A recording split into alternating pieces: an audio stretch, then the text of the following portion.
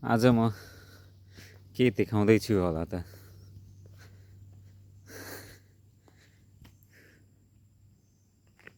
Huge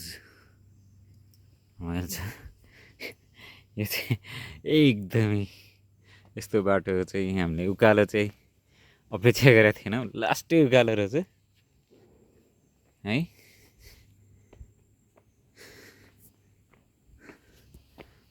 आज म के दिँदैछु त, के देखाउँदैछु त भन्ने कुरा एकछिनमा गएर थाहा हुन्छ।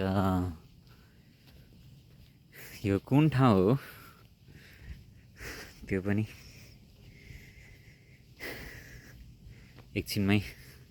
एकछिनपछि बताउने छु। तर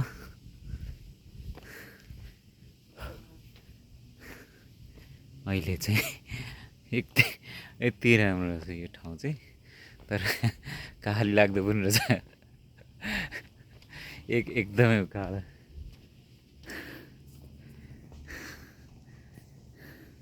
दलसिङ ढुङ्गा, हामी चाहिँ नेपालमा दलसिङ ढुङ्गा भन्थ्यौँ। अब यहाँ चाहिँ के भन्छ थाहा छैन। दलसिङ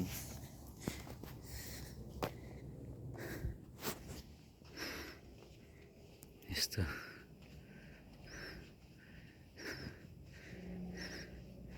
यो चाहिँ जर्जियाको है, जर्जियाको यो चाहिँ कुन ठाउँ हो त भनेर भन्दाखेरि चाहिँ आए आए आए आए आए आए आइज है। कति दलसिङ ढुङ्गा छ यहाँनिर। त्यहाँ छ सानो पार्किङ रहेछ। हामीले चाहिँ अघि तल देखा ठाउँमा राखेको पार्किङ सबै दलसिङ ढुङ्गा। This is Georgia. ठुलो ताल छ। यही हो मैले देखाउन लागेको। अब धेरै अँध्यारोमा नराखौँ। यो ठाउँ चाहिँ भन्दो रहेछ बेल माउन्टेन। अब किन बेल माउन्टेन भन्छ थाहा छैन, तर यो चाहिँ बेल माउन्टेन रहेछ ठाउँ। ताल हेऱ्यो त्यही ठुलो ताल रहेछ है। त्यो डाँडाहरूको चुली त्यहाँनिर यहाँ हाम्रो यो देशको झन्डा।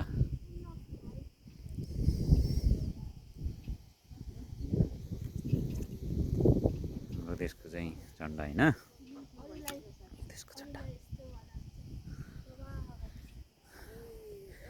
अनि अब म त्यो दलसिङ ढुङ्गामाथि चढेर नि देखाउँछु के हो। यो यताको दलसिङ ढुङ्गा हो भरे है। कस्तो देखिन्छ त यताको संसार, जान सकिन्छ नि होइन।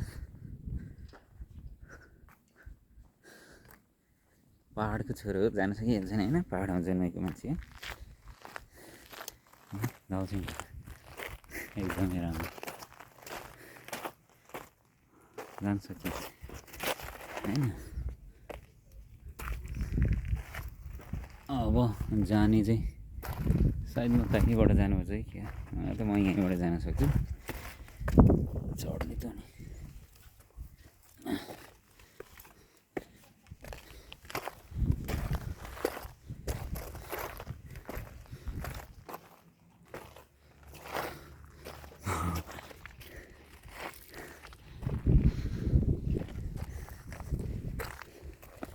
यो सल्लाह नै हो, साग होइन सल्लाह हो।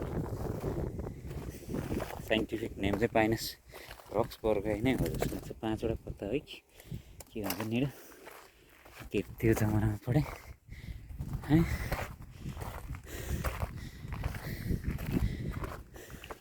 क्लास 12मा पढेको, 12 क्लासमा पढेको अन्त माइनस रक्स पढाएर रमाइलो छ।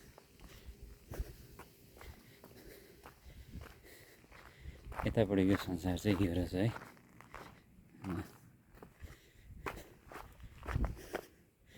ए यो त हाम्रो उतापट्टि सुनापति डाँडा जस्तो पो देखिँदो रहेछ त। सुनापति डाँडा पनि यस्तै छ। डाँडा छोड माथि चाहिँ समत जस्तो ठाडै भिर रहेछ। ठाडो भिर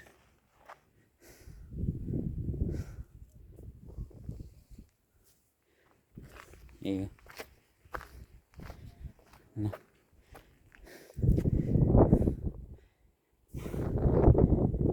राखेँ डाँडाहरू। आकाश आज यस्तो छ। त्यहाँ पनि जान सकिन्छ। यो अनि मान्छे जान सक्दैन भनेर होला सायद। काठको फरेङ्गा त्यहाँनिर। यो नै हो। मैले शुभचिन्तक जीवहरूलाई